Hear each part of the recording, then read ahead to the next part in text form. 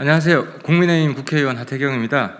오늘은 여성가족부의 내부 성희롱 사건 은폐 의혹에 대해서 말씀드리려고 합니다. 여성가족부가 부처 내부에서 발생한 성희롱 사건을 비공식 조사한 뒤에 서둘러 징계한 사실이 밝혀졌습니다. 여가부는 사건의 은폐 축소를 막기 위해 성폭력 예방 지침을 마련하고 모든 기관에 그 기준을 준수토록 하고 있는데 정작 자신은 그 권고를 어긴 것입니다. 치부를 들키지 않으려고 편법으로 사건을 덮으려 했다는 의혹이 불거지고 있습니다. 저는 여성가족부로부터 제출받은 자료에 자료에 따르면 여가부는 가해자 A씨가 피해자 B씨를 강제로 포옹하고 성적 불쾌감을 주는 성희롱을 했다고 밝혔습니다. 이후 가해자 A씨에게 경징계인 견책은 심할서 제출을 말합니다. 견책을 처분했고 10일 뒤 피해자 B씨는 개인 사유로 퇴사했습니다. 잠깐 내용을 보시면은 이게 공무원 성비 사건 자체 조사 결과 보고입니다. 이 언제 발생했는지 제가 좀 가렸는데요. 그 이유는 그 시점을 밝히게 되면 피해자가 누구인지 특정하기가 쉬워져서 일단 가렸고요. 여기 보면 이제 A가 B를 포용하였고 이후에도 피해자에게 성적 불쾌감을 느끼게 함이라고 되어 있고, 그다음에 뭐 전문가 의견들이 있습니다. 그래서 간접 증거 등이 있어, 그리고 진술의 신빙성에서 사실로 인정 가능하다. 그래서 어쨌든 조치의 의견은 이제 성희롱으로 볼 수 있다, 이런 내용이고요.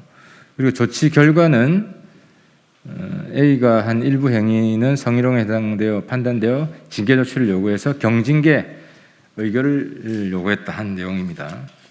근데 이제 이게 무슨 문제점이 있냐면 이 여가부 자체 조사를 한 겁니다. 근데 자체 조사한 것은 여성가족부 성희롱 성폭력 예방 지침, 여가부가 성희롱 성폭력 사건에 대해서 모든 정부 부처, 다른 부처 그리고 기관들에게 제시하는 지침이 있습니다. 이 지침을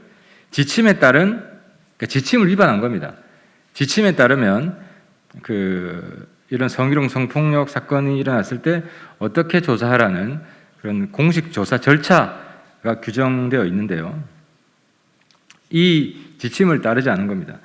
이 지침에 따르면 부처 내부의 성폭력 사건은 민간 외부 전문가를 포함하는 독립적인 조사심의위원회에서 처리하게 되어 있습니다.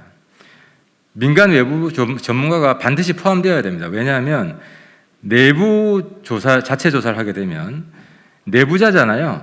부처 내 내부자고 또 부처 내에 위계 구조가 있기 때문에 내부자 봐주기, 그리고 윗사람이 아랫사람 이제 조사하게 되면 이제 아무래도 자기 부처의 어쨌든 평판 이런 것 때문에 사건을 은폐, 축소, 조작할 우려가 있다. 그래서 반드시 민간 외부 전문가를 포함하는 독립적인 조사심의위원회를 구성하라고 되어 있습니다. 이게 바로 여가부가 다른 부처들에게 권고하는, 다른 기관들한테 권고하는 조사 공식 절차인데요.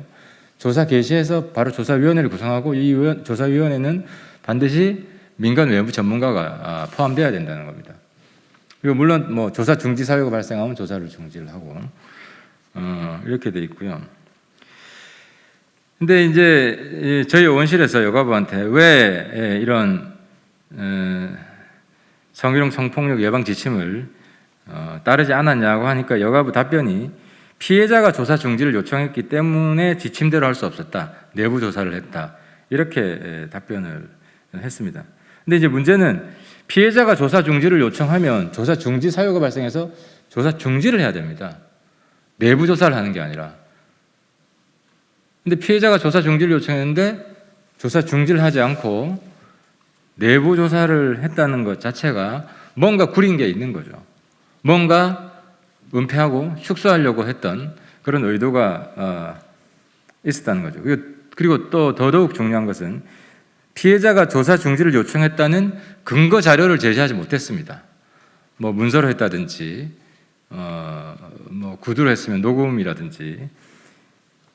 통상 피해자의 요청에 따라 조사를 중지하려면 기록물이나 녹취 등 명시적인 동의서를 남겨야 합니다.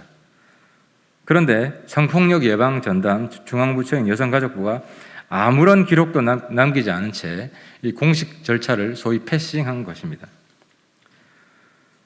또 피해자의 요청 때문에 지침대로 조사하지 못했다는 해명도 앞뒤가 맞지 않습니다. 제가 조금 전에 언급한 것처럼 여가부가 제출한 이 사건 처리 공식 절차는 피해자가 요청하면 조사를 중지해야 합니다. 별도 비공식 조사를 할 근거는 없는 겁니다. 그러니까 내부 비공식 조사를 할 근거는 없는 것입니다. 이것이 바로 사건 은폐를 위해 거짓 해명을 했다고 의심할 수밖에 없는 그런 핵심적인 이유가 됩니다. 은폐 정황은 또 있습니다. 가해자가 견책, 심할서 제출이라는 가벼운 징계를 받고 난 뒤 피해자는 불과 10여일 만에 퇴사를 하게 됩니다. 그 뒤 가해자는 성폭력 방지부서에 배치됩니다. 이것도 굉장히 좀 놀라운 일입니다. 성희롱 가해자가 피해자가 퇴사한 뒤에 성폭력 방지부서에 일을 하게 됐다는 겁니다. 그리고 여기에서 1년 6개월 만에 승진합니다.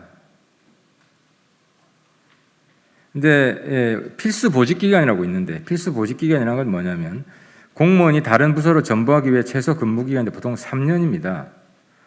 근데 이 가해자는 1년 필수 보직 기간을 어기고 1년 6개월 만에 3년 못 채우고 안 채우고 1년 6개월 만에 다른 부서에 재배치됐고 올해는 승진까지 했습니다.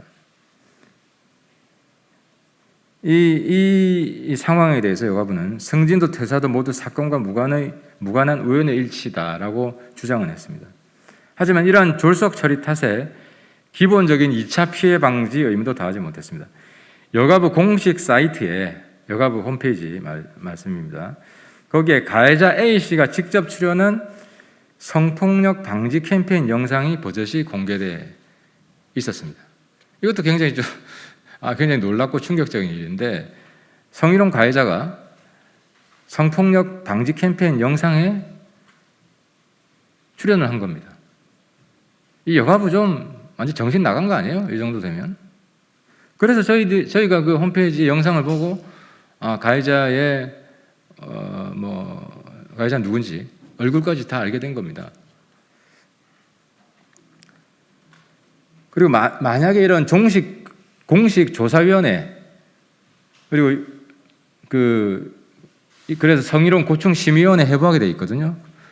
외부 전문가가 참여하는 조사위원회 구성이 되면 결과 보고서를 성희롱 고충 심의위원회에 회부하게 돼 있는데 이런 공식적인 조사 심의위원회가 있었다면 이런 가해자가 성폭력 방지 부서에 배치되고 거기다가 성폭력 방지 캠페인 영상에 출연하는 이런 굉장히 황당한 일은 그리고 피해자의 굉장히 모욕적인 일은 발생하지 않았을 겁니다. 이게 바로 2차 가해, 명백한 2차 가해죠.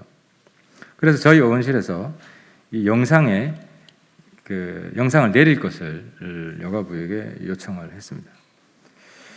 저는 그렇게 생각합니다. 성희롱 성폭력 사건을 가장 모범적으로 처리해야 할 정부기관이 치부를 들킬까 봐 온갖 편법을 동원해 사실상 은폐했다. 여가부는 도대체 무슨 낯으로 다른 기관에 여성 보호와 성폭력 예방을 지휘할 수 있겠습니까? 예, 마치겠습니다.